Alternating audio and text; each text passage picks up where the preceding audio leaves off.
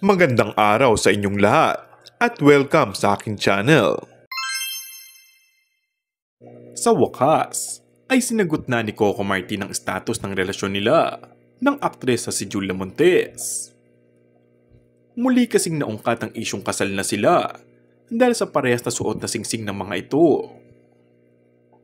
Sumalang si Coco sa ambush interview habang nasa shooting ito ng Batang Quiapo.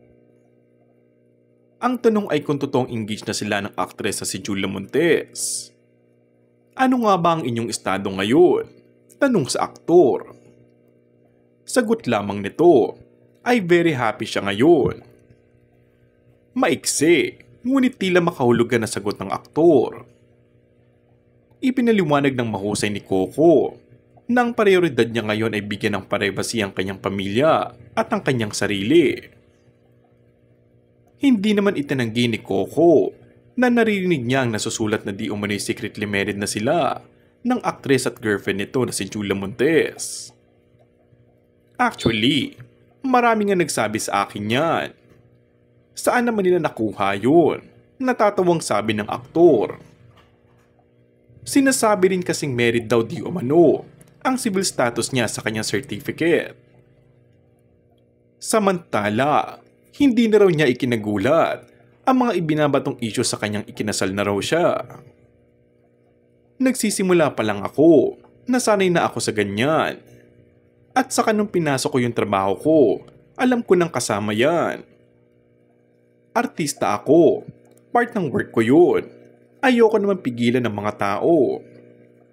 Basta sabi ko, the more na tahimik ka at wala kang ginagawang masama sa kapwa mo, wala ka dapat ikatakot. Sabi pa, kahit daw magpakasal siya, ay ililihim pa rin daw niya ito dahil iniingatan raw niya kanyang privacy. Ang mga usap-usapan tungkol sa posibleng kasal ng dalawa ay nagdulot ng excitement sa mga tagahanga na nagnanais malaman ang plano ng kanilang idolo.